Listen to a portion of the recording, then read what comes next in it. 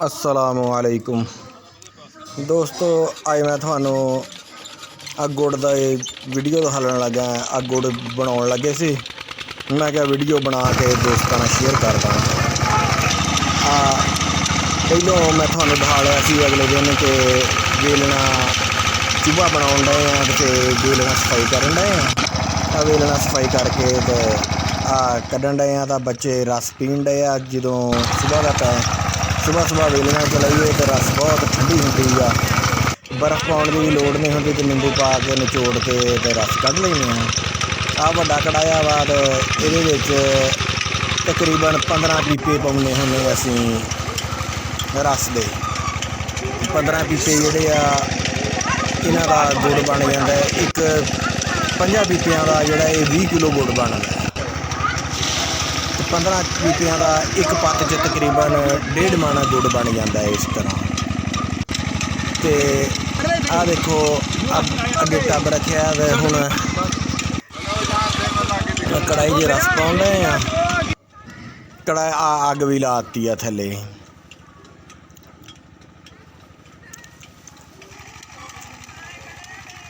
अग लाती है तो चूहा माशाअल्लाह बहुत सैट बनया वा। चूहा जोड़ा है ये बिल्कुल सही बनया तो इन्ना फिर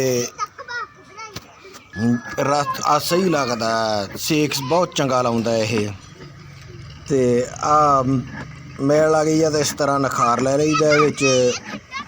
पहलों रंग काट थोड़ी जा सिट दईदा तो नाल मिठा सोडा पा के पानी के रला के थोड़ी ऐ साइडा ते सिट के तो उन्हें सोडे का नखार लै लवे तो फिर गुड़ बहुत चिट्टा बनता जबरदस्त।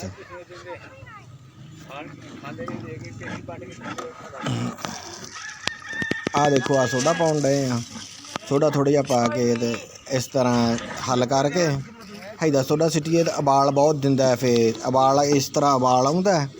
उबाल आण के तो मैल जिहड़ी आ थोड़ी अग लावे, बहुती ज़्यादा ना लावे। जिहड़ा रस उबाला खा जाए एक पासे, इस तरह एक साइड तो जिहड़ा उबाला खावे मैल इस तरह एक साइड ते इकट्ठी हो जाए तो फिर चकनी सौखी होंदी है। आ देखो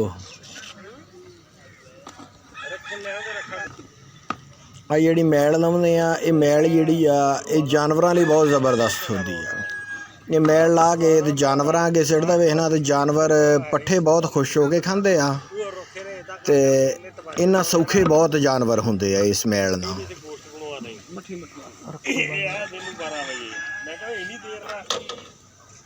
ते खास तौर ते कुरबानी वाले बच्चे ते जिहड़ियां दुध दिंदियां गाइयां वो इन्ना दुध काफ़ी वधा लैंदियां।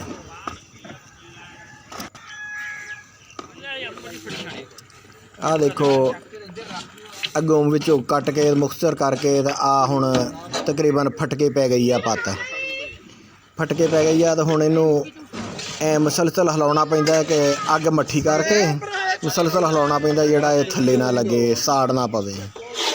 आ देखो हुण कड्ढण डए आ। कड्ढ के अगे मैं तुहानू दस्सदा किस तरह असीं 2 गंढ रखे आ ते दोवां गंढां दे विच पौने जिहड़ा 1.5 मन गुड़ आ एक गंढ च नहीं पूरा आउंदा। इस वास्ते 2 गंढ रखे आ जिहड़ा दोवां गंढां च पूरा आ जावे।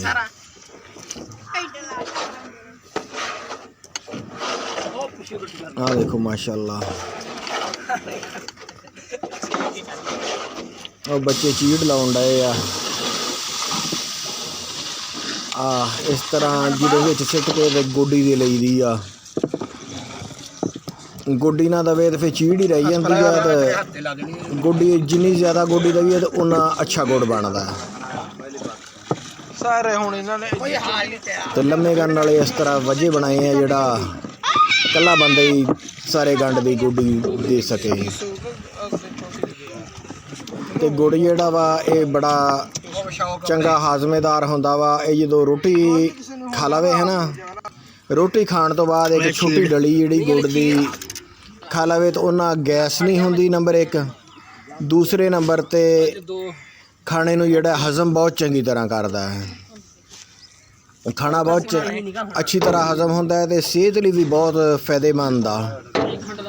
ਅਤੇ ਇਸ ਤਰ੍ਹਾਂ ਦੀਆਂ ਹੋਰ ਵੀਡੀਓ ਦੇਖਣ ਲਈ ਸਾਰੇ ਦੋਸਤ ਮੇਰਾ ਚੈਨਲ ਸਬਸਕ੍ਰਾਈਬ ਕਰ ਲਓ, ਨਾਲ ਘੰਟੀ ਵਾਲਾ ਬਟਨ ਵੀ ਨੱਪ ਦਿਓ ਤਾਂ ਕਿ ਮੇਰੀਆਂ ਦੂਸਰੀਆਂ ਵੀਡੀਓ ਵੀ ਤੁਹਾਡੇ ਤੱਕ ਪਹੁੰਚ ਸਕਣ। ਜਜ਼ਾਕੁਮੁੱਲਾਹ ਖੈਰ। ਕਮਾਲ ਹੁਣ ਕਣਕ ਦਾ ਪਾਣਾ ਝੱਲੋ ਨਾ ਫਿਰ ਸ਼ੁਰੂ ਕਰਾਂਗੇ। ਪਾਣੀ ਲੈਣ ਤਾਂ ਬਣਾ ਕੇ ਰੱਖਣਾ ਗੁੜ ਤੇ ਦਾ ਬਣ ਜਾਣਾ ਸਹੀ। ਮਨੇ ਪਾਣੀ ਲੈਂਦਾ ਹਲੇ ਕੜਾਇਆ ਵਿੱਚ ਖਿਲਾਓ ਪੈਸੇ ਚ ਖਿਲਾਓ ਪਾਣੀ ਮਨੇ ਪਾਣੀ ਲੈਣਾ ਲਾ ਲਓ